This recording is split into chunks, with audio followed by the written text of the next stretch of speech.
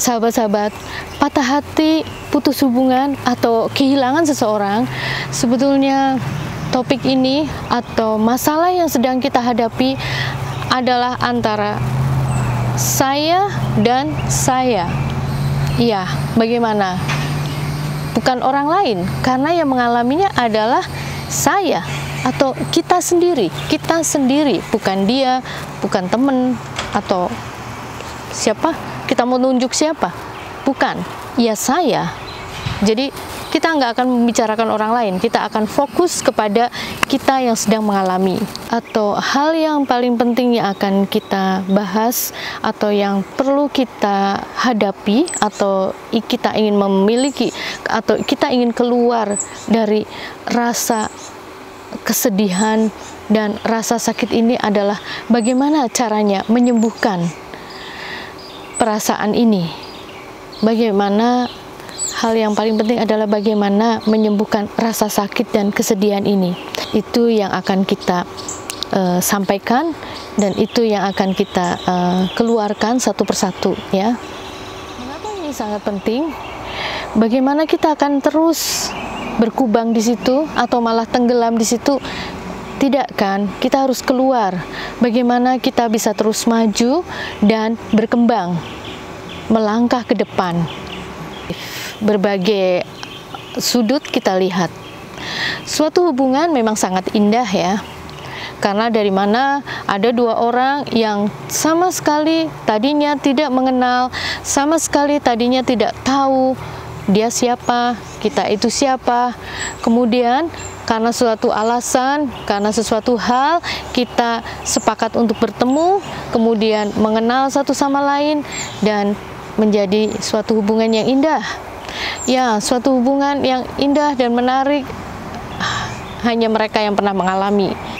Bagaimana suatu hubungan itu menjadi sangat indah, dan sedihnya pada saat hubungan itu tidak berjalan seperti yang kita harapkan, iya, rasanya juga menjadi terbalik. Apa yang tadinya di atas menjadi di bawah. Karena tadinya kalian yang berdua berbagi segala sesuatunya bersama, berjalan di dalam satu arah, dan tiba-tiba kita berjalan sendiri, kita apa-apa sendiri, tidak ada dia lagi, seperti terbalik, seperti jungkir balik, dunia serasa runtuh. Ada satu pendapat yang kita anggap konyol, ya, suatu hubungan yang putus atau tidak berjalan atau perpisahan, apalagi kita sebut itu patah hati.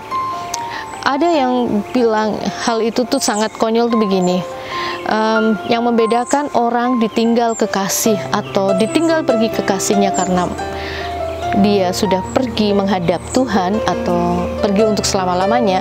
Yang membedakan dengan orang yang patah hati adalah satu hal, bahwa orang yang ditinggal kekasih hatinya atau ditinggal belahan jiwanya untuk selama-lamanya, itu kan kita menghadiri pemakaman, kita menghadiri penguburannya. Tetapi kalau perpisahan karena patah hati, kita tidak menghadiri penguburannya dan tidak ada upacara pemakaman, hanya itu aja bedanya.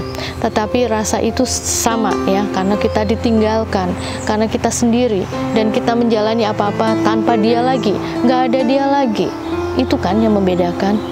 Langkah apa untuk kita terus berjalan dan maju ke depan? Kontrol naratif atau kontrol perbendaharaan yang ada pada benak pikiran kita, kemudian apa yang kita sampaikan. Karena kalau terus-terusan kita mengatakan, aduh susah banget, udah deh, kayaknya dunia udah nggak ada lagi, kayaknya dunia udah nggak berwarna lagi, karena aku sekarang sendiri. Kalau kita nggak bisa kontrol kata-kata kita, nggak bisa kontrol perasaan kita, kita nggak akan kemana-mana, kita akan terus aja bergumul, kita akan terus saja berkubang dalam kesedihan dan kehilangan itu. Dan kita terus merasa sakit, kita terus aja merasa sedih, dan saya merasa bahwa itu tidak baik ya, karena kesembuhan itu nggak akan datang dari mana lagi, nggak akan dari luar, karena dari kita, dari diri kita. Itulah kenapa pada awal pertama video saya, pertama tadi saya bilang bahwa patah hati, perpisahan itu adalah hanya tentang kita dan kita, saya dan saya, jadi bukan orang lain ya, jadi siapa lagi. Jadi kontrol pikiran, kontrol apa yang kita katakan, kontrol perasaan kita, semuanya ada di kita. Itu ya maksudnya, ambillah alih segala sesuatu, jangan bergantung orang lain, menyalahkan yang lain, karena itu nggak ada gunanya. Yang kedua, komitmen untuk merasa cukup ya. Kita sendiri yang memutuskan, kita berkomitmen mengambil keputusan, udah nih, udah cukup sekarang, udah cukup sampai saat ini aja, sudah nggak akan kita terus-teruskan lagi. Ya memang sebagai manusia kita kan punya perasaan sedih, sakit segala macam, itu normal memang, karena kita tuh bukan robot ya, jadi kita tuh masih manusia normal. Tetapi kita nggak mau, kita akan tenggelam di situ terus. Yang kedua, kita sendirilah yang mengatur dan mengontrol hati, pikiran, perasaan. Gimana ya, saya mau kasih contoh, misalnya kita ambil gambaran, orang itu butuh visualisasi ya untuk membantu kita. Contohnya gini, coba lihat awan-awan di atas sana, nggak selamanya kan mendung ya. Pada saat awan bergerak, nanti ada saatnya langit tuh akan cerah lagi gitu. Nggak selamanya juga kan akan gelap, nanti akan terbit terang. Atau mungkin paling ini yang contoh apa yang akan saya ceritakan adalah kalau misalnya nih kalian ambil jalan-jalan gitu di sekeliling perumahan atau kemana, lihat sungai, kemudian bayangkan kita berdiri di jembatan, di atas jembatan, kita akan melihat air yang mengalir di bawah jembatan, macam-macam kan yang mengalir di bawah jembatan. Mungkin ada kayu, mungkin ada kotoran, sampah atau apa. Biarlah segala sesuatu itu mengalir. Seperti kalau dalam bahasa Inggris ada yang bilang gini, water under the bridge, water under the bridge. Seperti air di bawah jembatan, segala sesuatu akan mengalir dan nanti akhirnya akan pergi juga. Selanjutnya adalah kita coba mengungkap masa lalu. Maksudnya begini, bukan kita membuka masa-masa yang lalu, masa yang sudah terjadi ini, hal yang sudah terjadi ini, apa sih yang mengakibatkan hal ini terjadi? Apa sih penyebabnya? Kemudian bagusnya tuh kayak gimana? Kemudian hal buruknya tuh apa? Gitu kan? Lalu apa reaksi kita waktu kita menghadapi itu? Jadi cobalah pikirkan itu dan coba untuk berpikir objektif. Berpikir objektif maksudnya begini, kita mengungkapkan perasaan kita pada waktu kita mengalami itu, waktu itu ya, secara objektif. Coba kita keluar dari masalah itu, kita lihat dari kacamata, misalnya menjadi orang lain, melihat masalah tersebut, masalah perpisahan kita dengan si dia gitu ya. Nah, mungkin nanti ada perasaan marah, ada perasaan benci, ada masalah emosi yang terpendam, kemudian segala masalah-masalah itu ya bolehlah kita sampaikan, kita keluarkan, dan kita lihat secara objektif. Kembali lagi, secara objektif. Jadi kita mengungkap masa-masa itu, saat-saat itu, untuk melihat kejelasan gitu, hanya untuk melihat kejelasan ya, bukan untuk mengulang rasa sakit kita, bukan, untuk melihat kejelasan, untuk introspeksi kita ke depannya. Yang saya maksudkan untuk mengintrospeksi itu adalah seperti begini, contoh ya, pada waktu kita selesai melakukan tes atau ujian, ingat ya, pada waktu tes ujian sekolah apa-apa dulu itu, setelah selesai, kita kan akan membuka kembali soal-soal itu, dan kita akan melihat berapa kita melakukan kesalahan nih, berapa nih yang salah-salah, ada Misalnya tesnya sekian, 20 tes, mungkin ada 5 yang salah. Dan kita menemukan yang salah itu, lalu kita mencoba mencari jawabannya yang benar. Nah, maksudnya di situ. Jadi, kita mereview apa yang sudah terjadi itu kayak kita melihat tes gitu. Apa nih yang salah-salah?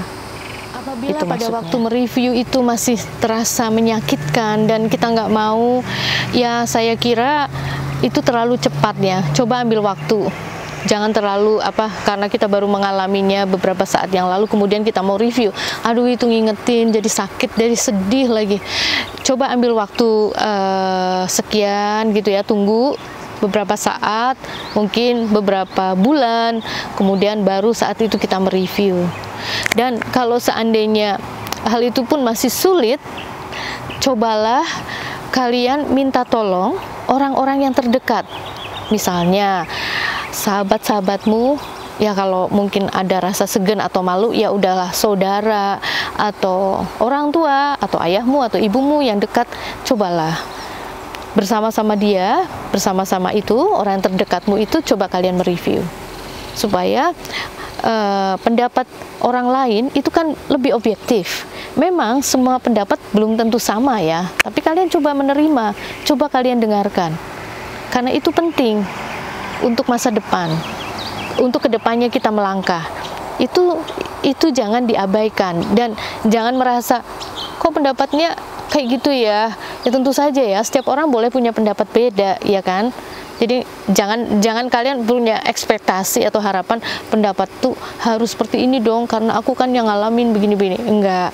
Coba tolong dengarkan, kamu perhatikan, karena dari pendapat mereka, orang terdekatmu itu akan membantumu untuk melangkah ke depan.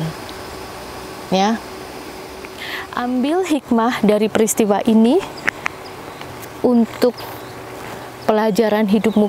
Cobalah lebih fokus kepada pengembangan diri, menambah pengetahuan baru, menambah keahlian, skill-skill yang belum pernah kamu pelajari. Siapa tahu ya, nanti dengan menambah pengetahuan, dengan menambah skill, ini makin membuat kamu maju dalam pekerjaan, maju dalam kehidupanmu yang ke depan. Jadi fokus ke situ ya.